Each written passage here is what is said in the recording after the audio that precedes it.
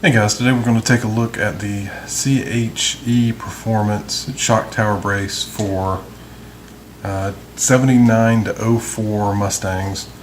Going to go through it, install it, and at the end I'll give you an update and let you know what I think.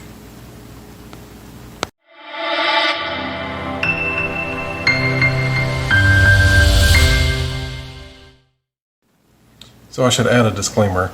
I'm not saying this is the right way to install it. I'm saying this is the way that I installed it. So definitely follow the directions and yeah, follow the directions. Thanks.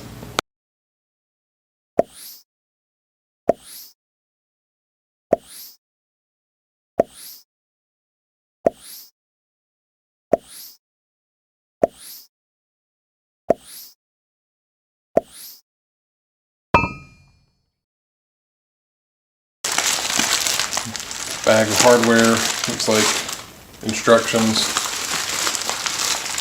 Got their logo on it.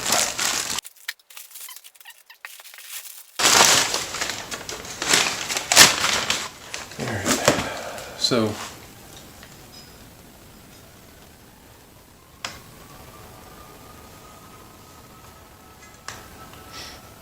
it looks pretty good. If you can see those welds, they look pretty good.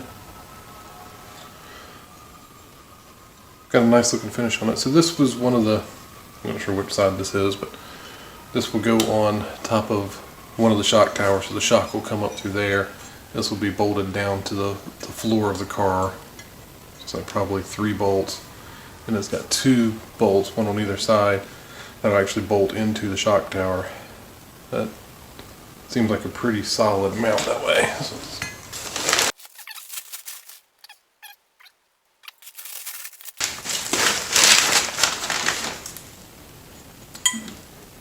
So this is a crossbar that'll go in the middle between the two.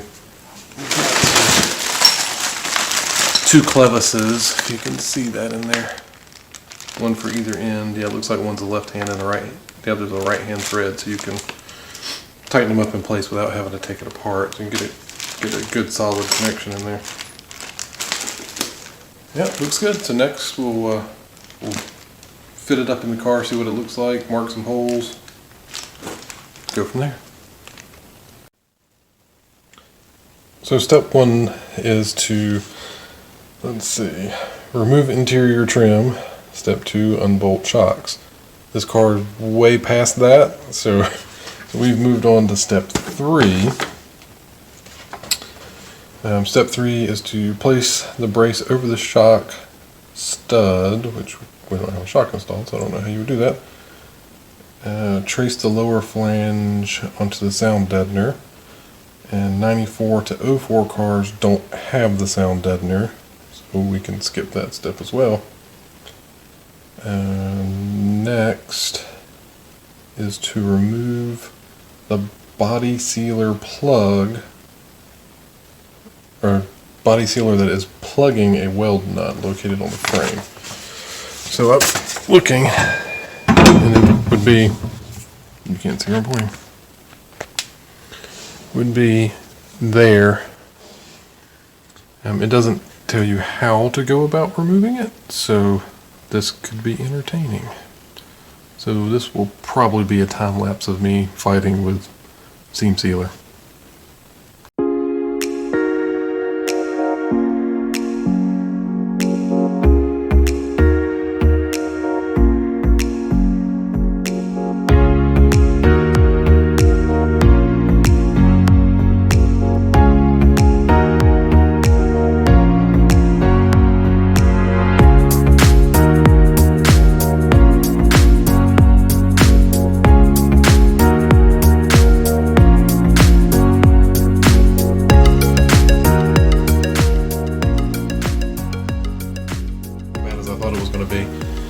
Just kind of awkward to get in this car with a cage in it and all that. Luckily I got one of the seats out. I could have done it from the trunk side as well, but I'd be in front of the camera, so, or blocking the camera. I do want to run a tap through them just to clean them up.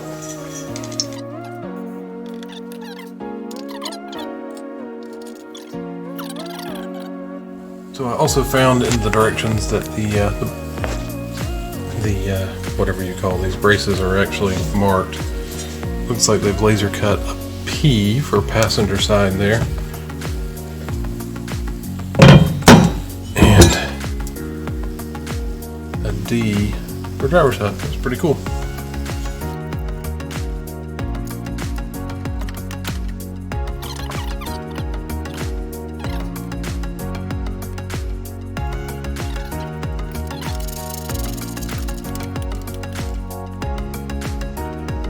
Alright, so you missed the end of that because my phone battery went dead and we switched over to GoPro. Yeah, so shock is loosely in there, just enough to keep things lined up. I've got one bolt loosely in there. So what I'm going to do next is do the same thing on this side. So both brackets are in there, and then I'm going to put the cross brace in there to hold everything together. We'll pick up from there. In here, so I'm gonna have to go through and do some cleanup, get rid of the seam sealer before I can get everything set up on this side. Just wanted to give you that update. So on your cars you might have the same problem on both sides or neither side, or I don't know, everybody's car will be different. So I'm gonna clean that up and then I'll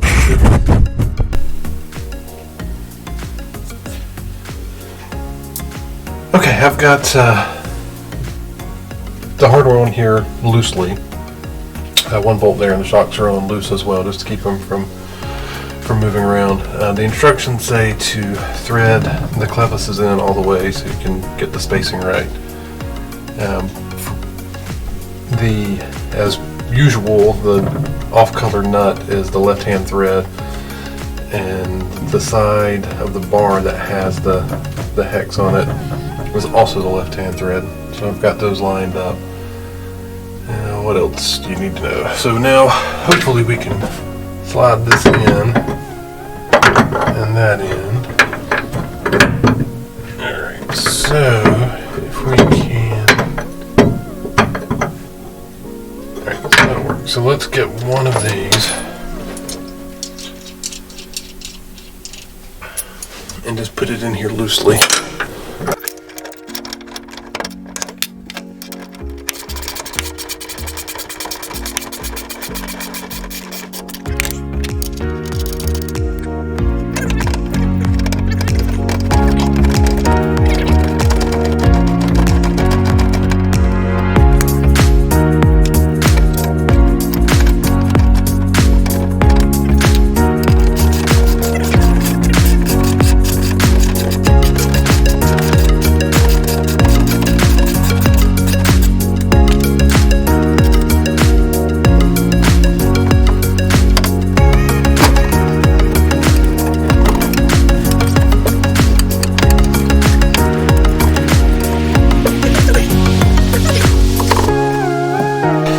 Drilling a 5/16 hole, one there matching on the other side of the one on that side.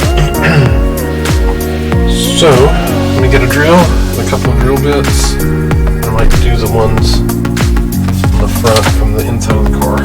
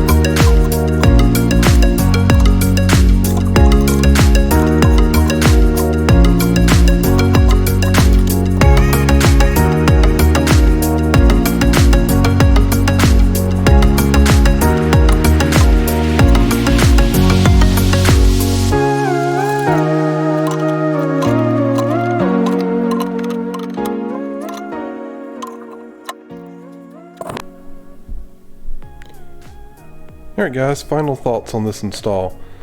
It's a well-engineered piece. I think it looks pretty good in the car. It's definitely solid. I like that the mounts bolt to the floor and to the shock tower. It seems like it's really going to provide good support that way. I really wanted to not like the self-tapping bolts. They're a little challenging to get started and threaded in there. I couldn't get them to start by hand. I had to break down and use the drill driver to actually get them in there started. In the end, I did torque them with a torque wrench once everything was threaded good. But I think they actually hold pretty well. It's pretty solid metal there. You're going through multiple layers of metal, particularly in the upper part of the mount. So they seem to hold the torque just fine.